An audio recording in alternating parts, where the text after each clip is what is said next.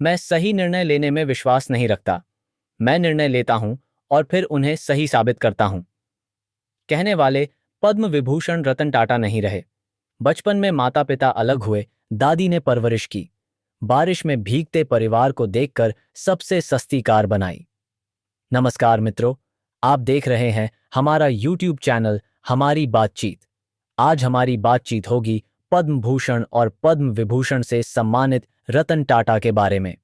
विस्तृत बातचीत शुरू करने से पहले अगर आपने हमारे चैनल हमारी बातचीत को सब्सक्राइब नहीं किया हो तो सब्सक्राइब करें एवं बेल आइकॉन को प्रेस करें, जिससे आने वाली सभी नई एवं रोचक जानकारी रोजाना आपको मिलती रहे।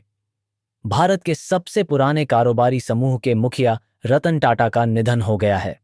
वे टाटा सन्स के मानद चेयरमैन थे। उन्होंने 86 साल की उम्र में मुंबई के ब्रीच कैंडी अस्पताल में आखिरी सांस ली। उन्हें बुधवार को ही अस्पताल में भर्ती कराया गया था। 7 अक्टूबर को भी उन्हें अस्पताल जाने की खबर आई थी, लेकिन उन्होंने पोस्ट करके कहा था कि वे ठीक हैं और चिंता की कोई बात नहीं है। पद्म भूषण और पद्म विभूषण से सम्मानित रतन टाटा की अगुवाई में ही टाटा ग्रुप ने देश की सबसे सस्ती कार लॉन्च की। तो हाल ही में कर्ज में फंसी एयर इंडिया को 18,000 करोड़ की कैश डील में खरीदा था। बिजनेस में बेहद कामयाब रतन टाटा निजी जिंदगी में बेहद सादगी पसंद थे और मुंबई में अपने छोटे से फ्लैट में रहते थे।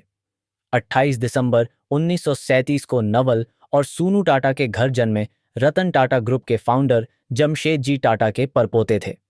उनका परिवार पारसी धर्म से है। उनके माता पिता बचपन में ही अलग हो गए थे और दादी ने उनकी परवरिश की थी। 1991 में उन्हें टाटा ग्रुप का चेयरमैन बनाया गया था। वह 21 साल चेयरमैन रहे। टाटा ग्रुप का मुनाफा 50 गुना बढ़ा। 1962 में फैमिली बिजनेस ज्वाइन किया था।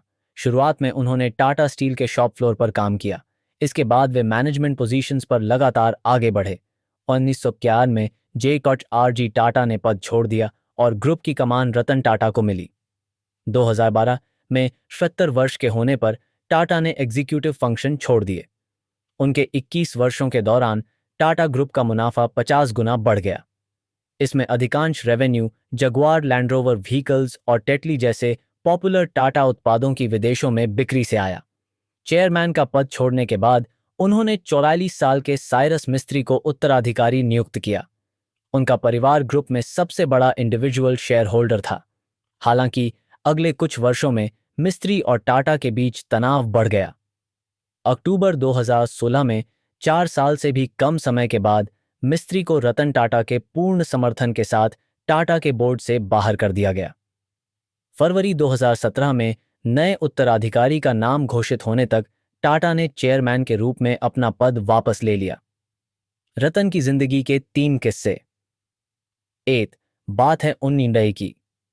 टाटा मोटर्स ने देश की पहली स्वदेशी कार टाटा इंडिका लॉन्च की। यह रतन टाटा का ड्रीम प्रोजेक्ट था, लेकिन सफलता नहीं मिली। कंपनी बड़े घाटे में चली गई। टाटा मोटर्स ने 1 साल के भीतर ही अपने कार कारोबार को बेचने का फैसला लिया। 1990 में टाटा ने अमेरिकी की बेडी कार कंपनी फोर्ड के साथ डील करने का फैसला लिया। फोर्ड के चेयरमैन बिल फोर्ड के साथ मीटिंग तय हुई। बिल ने टाटा से कहा, आपने पैसेंजर कार डिवीजन शुरू ही क्यों की जब आपको इस बारे में कोई ज्ञान और अनुभव नहीं था। फोर्ड का कहना का मतलब था, यह डील करके वह टाटा पर एहसान करेंगे। यह टाटा के लिए बड़ा अपमान था। रतन टाटा ने फैसला लिया कि वे कार प्रोडक्शन यूनिट नहीं बेचेंगे। 9 साल बाद चीजें काफी बदल चुकी थीं। साल आया 2008 का। वैश्विक मंदी के उस दौर में अमेरिकी कंपनी फोर्ड दिवालिया होने के कगार पर पहुंच गई। रतन टाटा ने फोर्ड के 2 पॉपुलर ब्रांड जगुआर और लैंड रोवर को $2.3 बिलियन में खरीद लिया। 2. रतन टाटा ने एक बार मुंबई की तेज बारिश में 2 व्हीलर पर 4 लोगों के एक परिवार को भीगते देखा। इसी दृश्य ने उन्हें टाटा नैनो के निर्माण की प्रेरणा दी। रतन टाटा ने इंजीनियर्स को बुलाया और 1 लाख रुपए में कार तैयार करने को कहा।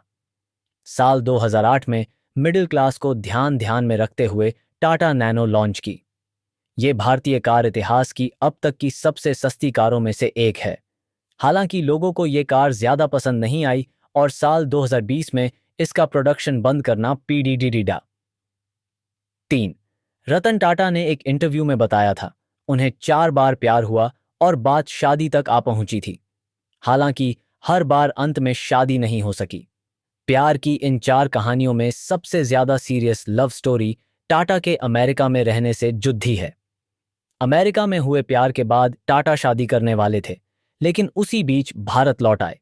लद्दाखी को भी भारत आना था, लेकिन 1962 में भारत चीन के बीच चल रहे युद्ध के कारण वो भारत नहीं आ पाई और कुछ साल बाद अमेरिका में ही उसने किसी और से शादी कर ली। रतन टाटा की 7 तस्वीरें। 8 1935 की तस्वीर रतन टाटा बाएं अपने भाई जिम्मी के साथ। यह तस्वीर उन्होंने अपने इंस्टाग्राम पर 10 जनवरी 2023 को शेयर करते हुए लिखा था। वो खुशी के दिन थे। 2 यह तस्वीर तब ली गई थी जब रतन टाटा कॉर्नेल यूनिवर्सिटी में छात्र थे। अपने सोशल मीडिया पोस्ट में उन्होंने लिखा था कि वे यूनिवर्सिटी में अपने समय के दौरान सीखे लेसन से उत्साहित हैं। 3 JRD टाटा ने करीब 50 साल तक ग्रुप का नेतृत्व करने के बाद रतन नवल टाटा को अपना उत्तराधिकारी नियुक्त किया। 4 रतन टाटा ने भारत की पहली स्वदेशी कार द टाटा इंडिका की लॉन्चिंग के दौरान तस्वीरें खिंचवाईं। 5 रतन टाटा JRD टाटा के साथ। रतन टाटा अपने ग्रुप को लेकर कहते थे वहां के वर्क्स और सुपरवाइजर दोनों से मिले प्यार और स्नेह को एंजॉय किया। अपने इंस्टाग्राम पेज पर रतन टाटा ने इस तस्वीर के बारे में डिटेल में लिखा है। यह तब ली गई थी जब वे कॉलेज से छुट्टी पर थे। 7 रतन टाटा F-16 उड़ान भरने वाले पहले भारतीय नागरिक थे। वे लगभग 40 मिनट तक अमेरिकी वायुसेना के ब्लॉक 50 से संबंधित लड़ाकू विमान के को पायलट रहे थे। रतन टाटा के सिद्धांत वह कहते थे, सबसे बड़ा जोखिम जोखिम नहीं उठाना है। अगर आप तेज चलना चाहते हैं तो अकेले चलें, लेकिन अगर आप लंबी दूरी जाना चाहते हैं तो साथ साथ चलें। लोग आप पर जो पत्थर फेंकते हैं उन्हें लीजिए और उनका उपयोग मॉन्यूमेंट बनाने के लिए कीजिए। मैं सही निर्णय लेने में विश्वास नहीं रखता। मैं निर्णय लेता हूं और फिर उन्हें सही साबित करता हूं। धैर्य और दृढ़ता से चुनौतियों का सामना करें क्योंकि वे सफलता की आधारशिला हैं। सबसे बड़ा जोखिम जोखिम नहीं उठाना है। तेजी से बदलती दुनिया में एक ही स्ट्रैटेजी है जो नाकाम बना सकती है, वह है जोखिम न उठाना। कुछ बातें टाटा कंपनी की। 105 साल पहले टाटा ग्रुप की स्थापना हुई। इसके प्रोडक्ट सुबह से शाम तक हमारी जिंदगी का हिस्सा है। टाटा ग्रुप की स्थापना जमशेदजी टाटा ने 1868 में की थी। यह भारत की सबसे बड़ी मल्टीनेशनल कंपनी है। इसकी 30 कंपनियां दुनिया के 100 से ज्यादा देशों में 10 अलग अलग बिजनेस में कारोबार करती हैं। अभी एन चंद्रशेखरन इसके चेयरमैन हैं। टाटा सन्स टाटा कंपनियों की principal investment holding on promoter है।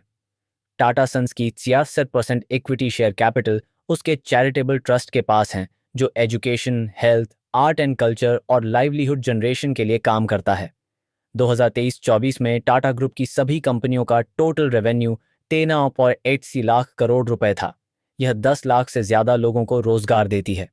इसके प्रोडक्ट सुबह से शाम तक हमारी जिंदगी में शामिल हैं।